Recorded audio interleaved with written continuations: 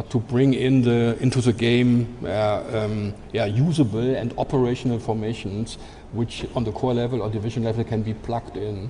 And it is this following a deliberate planning process, and it's very helpful. General, thank you. And finally, General Mike? Yeah, so I agree. We've got a great mutual training support structure with a number of nations that have chosen to specialize in some areas. So you mentioned the Czech Republic. We benefit from their CBRN capabilities. So I think that there's value. I actually think we've got to go back to NATO's plans, the family of plans, the alignment of troops to task, and the opportunities there for nations to offer the capabilities they're choosing to invest in to meet the requirements of the plan. We've always got to go back to the plan now. But I think there's value in it. I think some nations may not have the choice other than to specialize.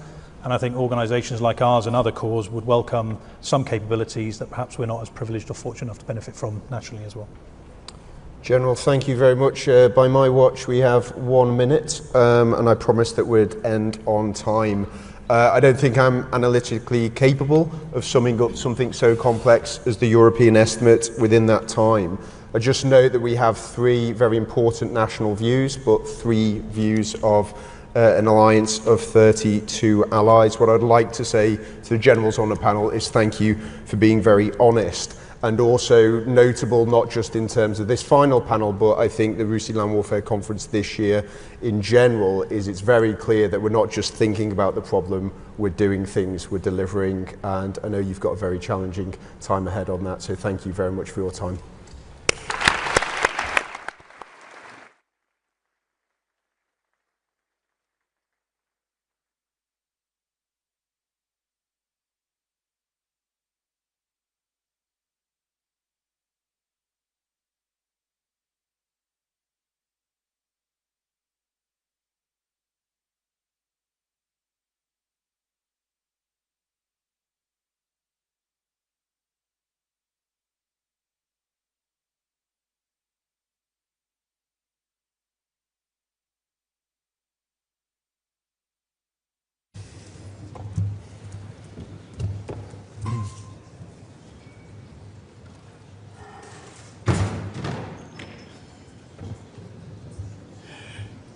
Welcome to this final session of Land Warfare Conference, and can I begin by thanking CDS not only for attending our conference at this very busy time, but for his consistent support for RUSI over his entire tenure. This session will be entirely off the record. Admiral Sir Tony Radakin is well known to most of you. After a distinguished career in the Royal Navy, laterally as First Sea Lord, he became Chief of Defence Staff in 2021, and I think it's fair to say that it must be one of the most eventful tenures of any holder of that post for quite a significant number of years. 4 Prime Ministers, 2 American presidents, and 2 major regional conflicts now raging on a scale which the world has rarely seen in decades. And both of those conflicts are likely to be transformative for their respective regions, and both, as many of this conference's speakers have discussed, are acting as ruthless trials of military doctrine, of military technology, both old and new. And a vital part of your job throughout that period has been to provide advice to the Defence Secretary, to the Prime Minister, on our military's role in responding to both those wars as they evolve. But you've also been central to efforts to ensure that our armed forces rise to the challenge of transforming themselves in response to the more dangerous international environment we now face, but also to respond to the lessons those conflicts are providing. And I think, as this conference has demonstrated rather well, that process of transformation in the British Army is well underway, but it has a long way to go. and we welcome your leadership in that regard, and we welcome the remarks that you're about to make for this conference. So, CDS, over to you.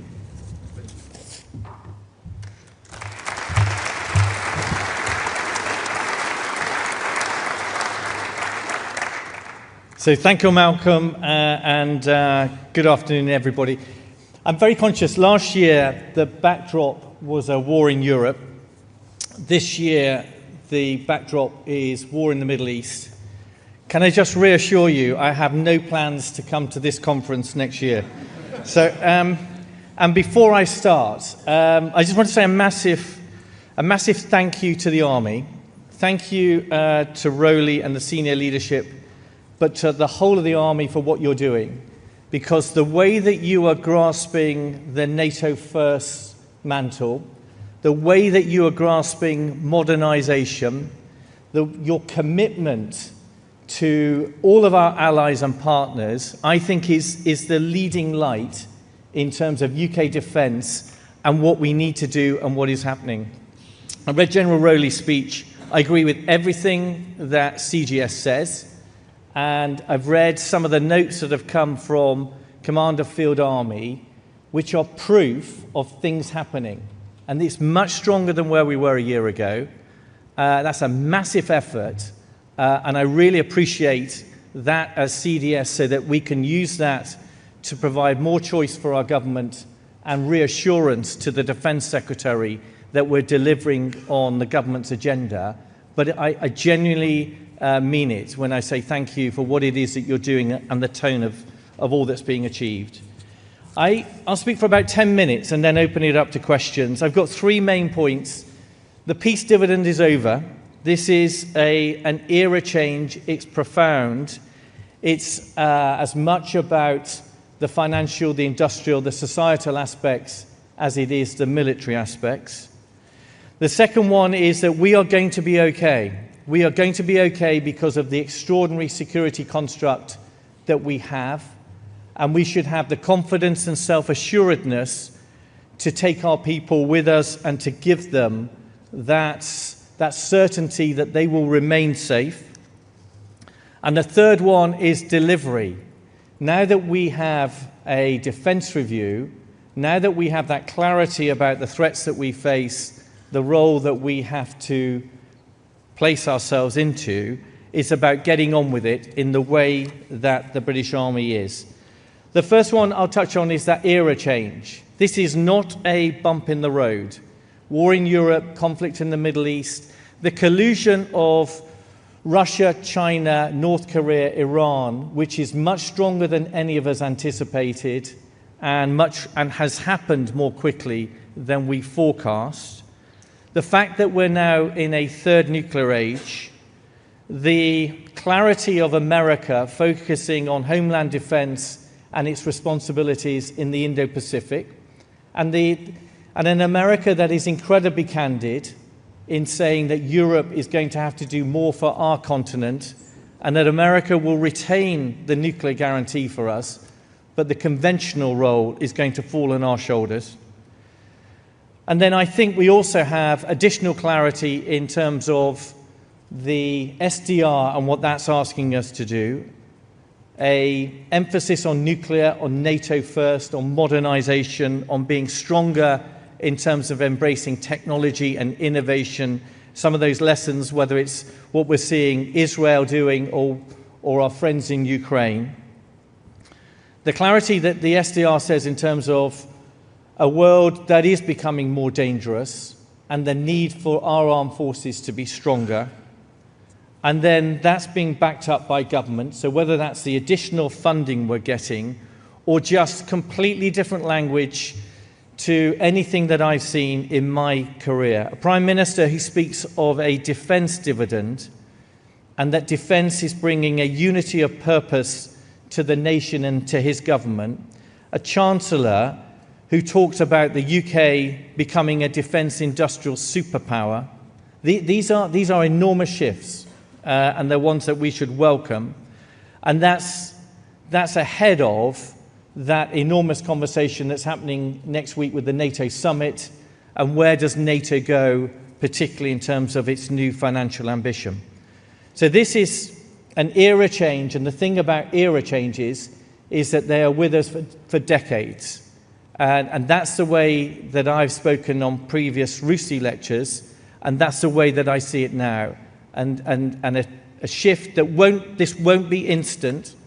This is something that we will have to grow into as we get that additional resource during the 2030s. And then if I go to my second theme, that we're going to be okay, and people then accuse me of being complacent, it's just the fact that we are the beneficiaries of a security construct where the UK is a nuclear power, we're in NATO, and we continue to have America as our principal ally.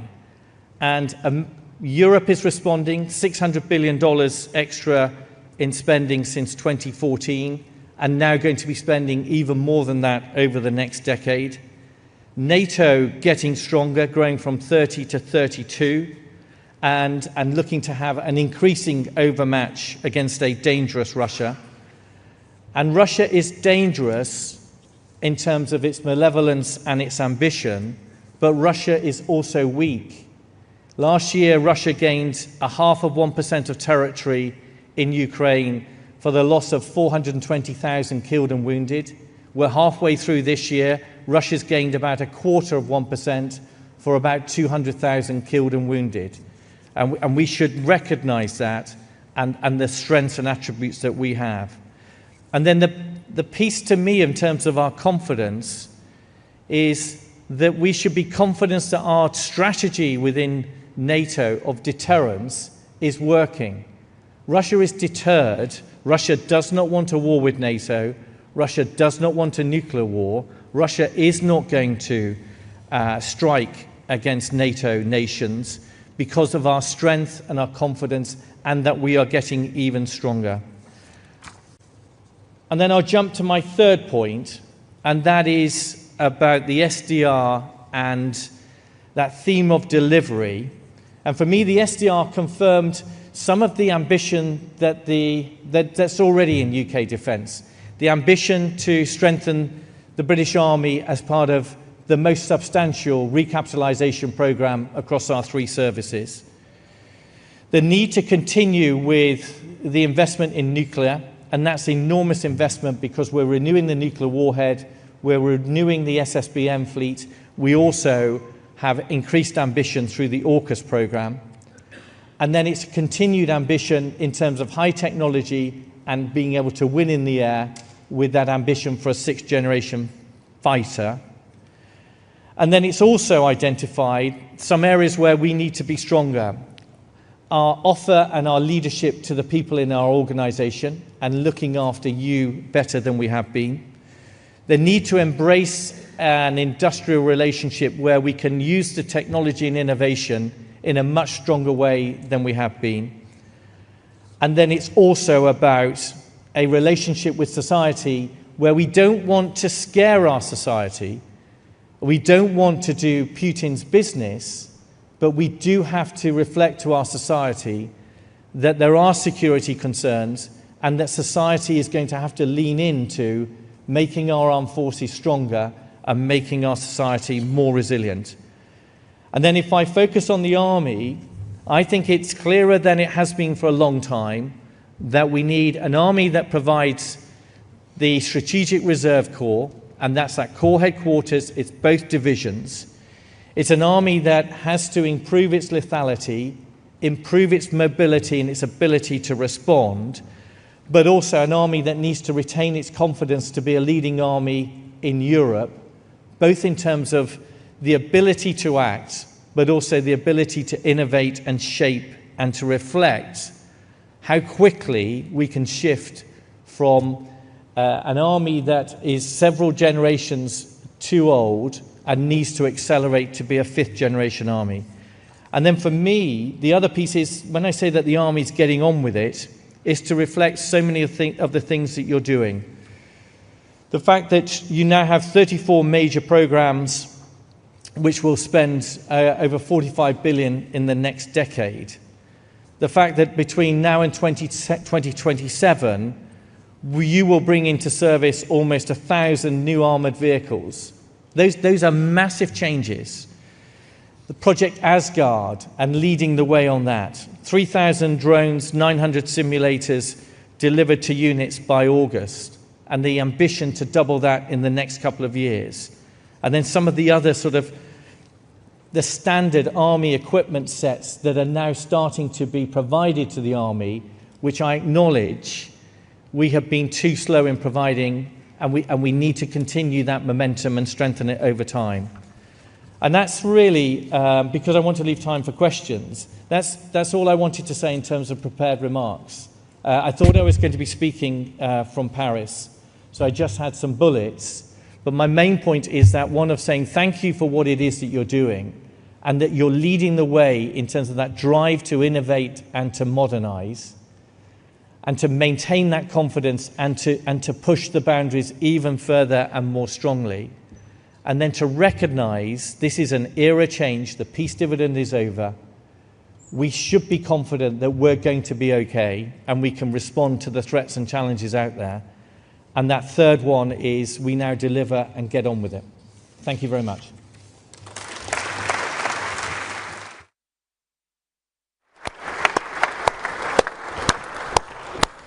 As you all prepare your questions, perhaps I could just ask a couple of my own to start with. I mean, very interestingly, you talked about the collusion between China, Russia, North Korea, and Iran as an important feature of our age. But it's quite striking, isn't it, over the last few days, how little Russia appears to be supporting Iran. They appear, at least to be leaving Iran out to dry. Is that a misperception, or how would you read that relationship? No, so I think that's entirely true. And again, back to that theme of just acknowledging that Russia it's adjusted its economy to a wartime economy. It's making all those demands on its society. But yeah, the other aspects, the geopolitical shifts of the catastrophe for Russia of having gone into Ukraine and what it's provoked in Europe. I think the other big event was Syria and the pressure that Russia is under to try and maintain that toehold in the Mediterranean. Most of us have only ever known a Russia that tends to be in the Mediterranean, and it's struggling to stay there. And the disappointment of Assad and others when Russia let them down. And then you're seeing it again with Iran. So if you go back to last year, there was a fanfare of a deal between Russia and Iran. You now see Iran saying, can we draw on that deal? And Russia saying, absolutely no way, because Russia's under its own pressure. But Russia doesn't want to get entangled in that way in the Middle East. We've got to be clear and focused on seeing Russia for what it is, dangerous, but it's not something that we should be fearful about, and we need to manage the danger of Russia by getting stronger, but not doing Putin's work for him and making our own population afraid. Very good. So, and more of an operational question. In the last days, in this exchange between Iran and Israel, this has been a war of the air. But history suggests, to get to a conclusion, ground forces in the end have to engage, or not. Yeah, no. So I don't know about. So I've referred on other speeches to what Israel did last October. So on a single evening, effectively on one sortie of fifth generation aircraft, less than 100 munitions, and it took down, it principally took down Iran's major air defenses. It set up the ability for the operations that we've seen in the last week or so.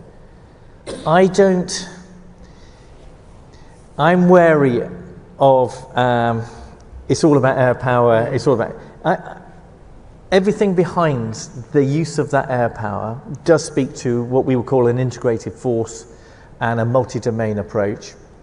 You then have those operators on the ground that were also contributing to some of the assassination operations or taking out their sort of exquisite IAD systems. I think that's it's always going to be that way. It's always going to be a blend. I think the job of us as senior military professionals is normally being able to give our politicians choice, and to give politicians choice, you need to open up the whole panoply, and that involves all domains. And there might be a leading domain at a certain phase of the war, but I think for me, it's all elements, and you've seen an SDR that has sort of emphasised a UK continued approach, which is multi-domain, and options to say, right, because of our geography, let's focus on maritime and air, and big Europe will deal with armies. No, we need a stronger army. Chris Cavolius Sakure could not be clearer than expecting the UK to be providing a core headquarters and 2 divisions at least, because he judges us as the 6th largest economy, as a P5 nation, and as a nuclear nation. And it's regardless of his operational plans, it's almost what kind of nation are you, and that's the minimum that he would expect of us. And I think we all agree with that. It's the same. Can we have aircraft carriers that have got jets on board? Is the other demand, and which I think is pretty reasonable. And can we have an air force that is still got an ambition for 6th gen, as well as some of the other attributes that you can have with your drones flying alongside your jets, and the UK leading on that in that way. Yeah, that makes total sense. Right, let's throw it open. Yes, please, right in the middle at Johnny Beale. Have you got, well, let's just get you the microphone. CDS, I understand you have just been to a Cobra meeting, and you probably can't talk about details of what was discussed, but I've got a couple of months left. All the more reason, I could be fired tomorrow.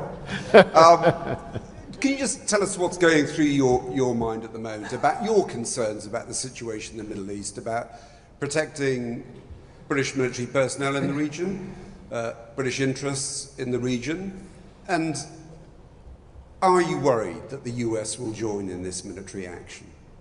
So thank you. I'm not going to stray into talking about hypothetically what America will do. So I think we have strengthened our ability to protect both our people in the region, our responsibilities with coalition bases, our responsibility with our partners and allies in the region. So that's what you're seeing. The bit that you're not seeing is the international element.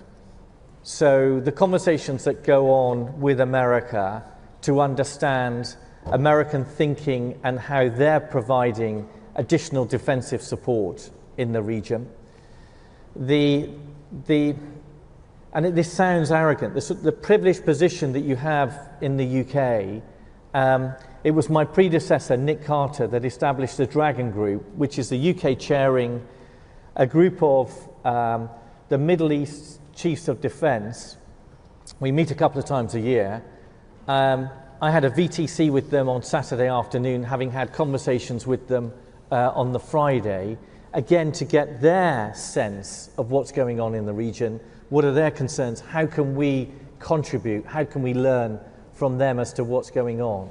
So this is a collective international effort to ensure that our people are protected in the region when so much is going on. And it's also a reassurance to a British Prime Minister that we're doing that, and we're doing that in concert with our international allies, and that we are staying close to them so that depending on how things unfold, that we're aware of as to how things might go. And that's all that's going on at the moment. Right, I have a gentleman here with a red tie.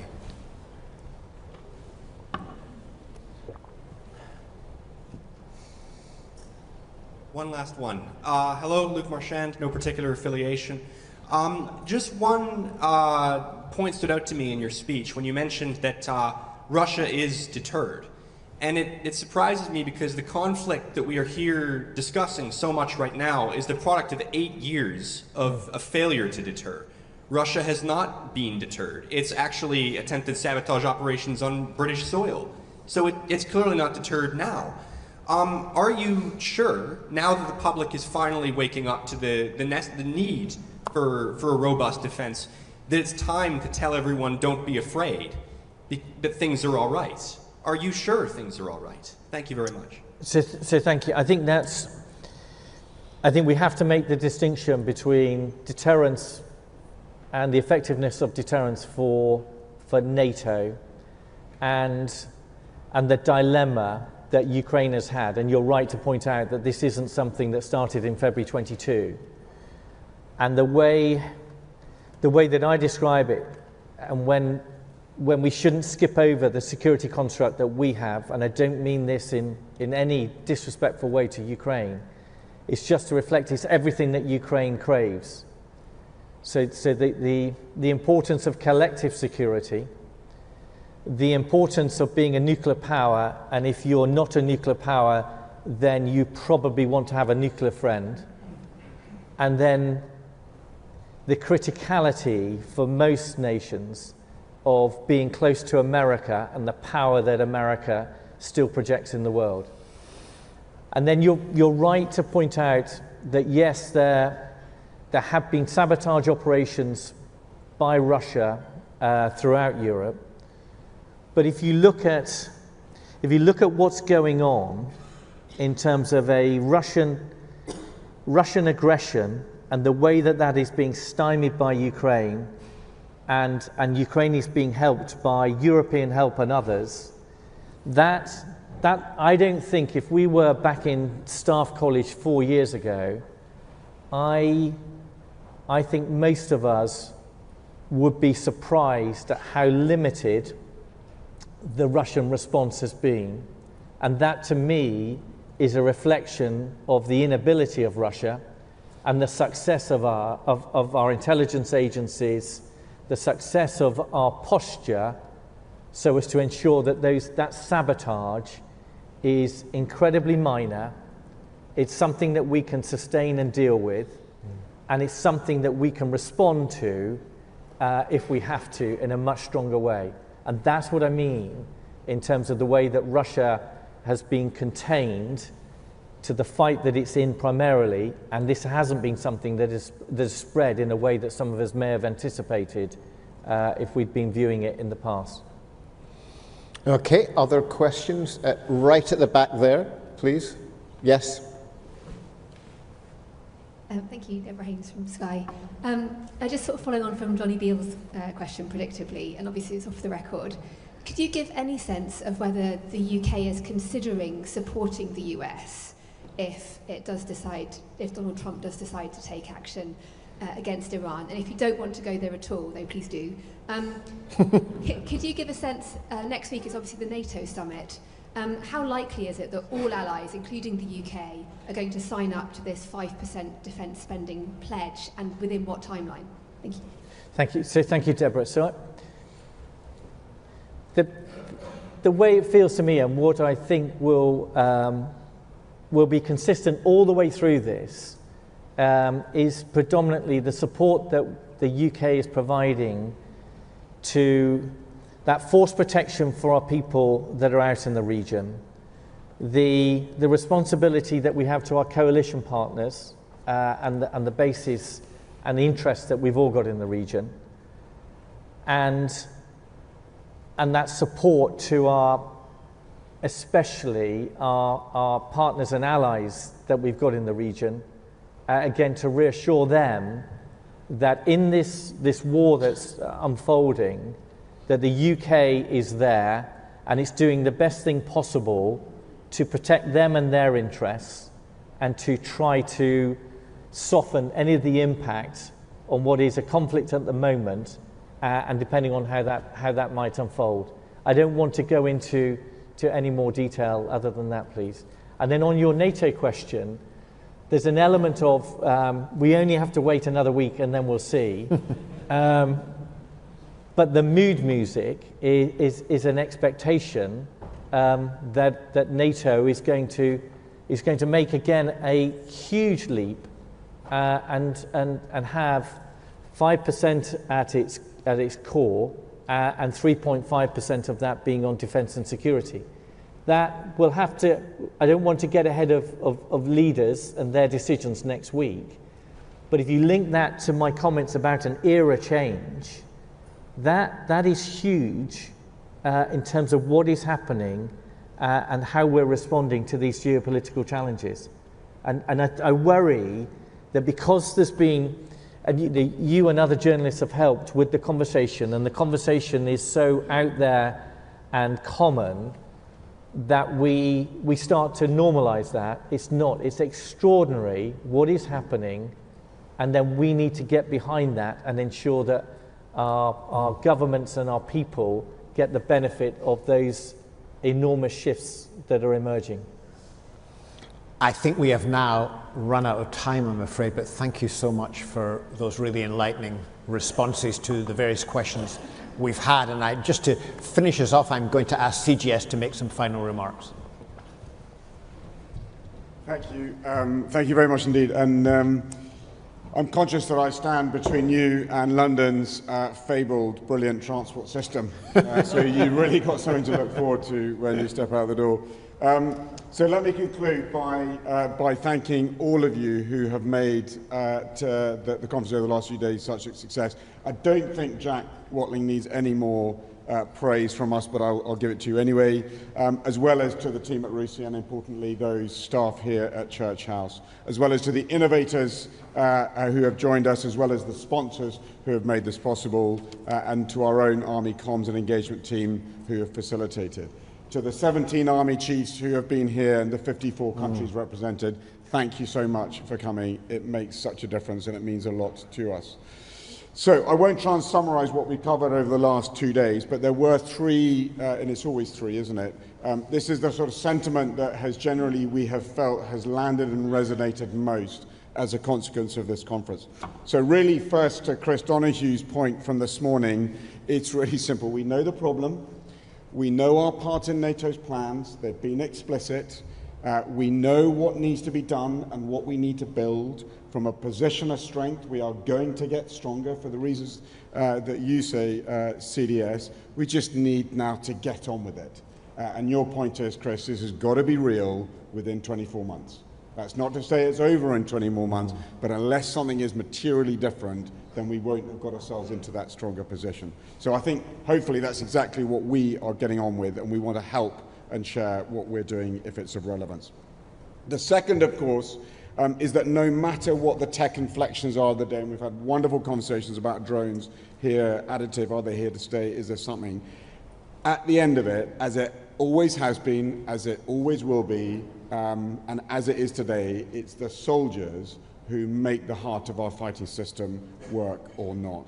And they do remain the competitive advantage, and they are our point of difference, and quite rightly so, as senior leaders, they are the focus for us. Because certainly in the British Army's case, it is often the most inexperienced and the youngest and the most junior who carry the greatest risk in the combat environment. And we owe them everything we can to do to make it as easy as possible for them to do a very, very dangerous, difficult thing on behalf of the nation.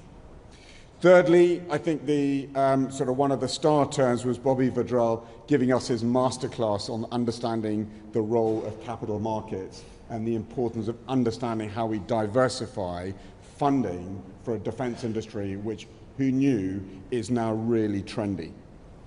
So to the point there, it is not just about the percentage point of GDP that is spent by NATO. It's how we can shape that reform of the capital markets to ensure that the money is patient, it stays, and it's correctly allocated for the long haul where this has to go. And also the importance and the role we've got is to make it as easy as possible for our defence sectors to grow in a safe way, and so on and so forth. So thank you. Those are the three key points that have sort of resonated most from the feedback. So let me finish very quickly with trailing two events, if I may. The first, Chris didn't say it, but he's asked me to do it, is just to remind you the next super cool gathering of this trendy organisation of ours is the Conference of European Armies, which takes place 14th to 15th of July, and more importantly is the Land Euro event that follows, which is really bringing the very best of industry, as well as finance, as well as practitioners to bear. And that's where you want to show, for the benefit of everybody else, what all the core commanders have seen, which is this visualization of what we have got to be able to do in the context of European defence and security. And then more closer to home for us, the Army Expo 2025. We're on the move. We're going to do it in Edinburgh. We're going to coincide it with the Fringe, which is the draw, but more importantly with the Royal Edinburgh Military Tattoo. If you want an immersive event about who we are, what we do, and where we're going, please come along to the Army Expo. So let me finish where I started. Thank you, safe travels, and please let's do this again soon. Yeah. Thank you very much.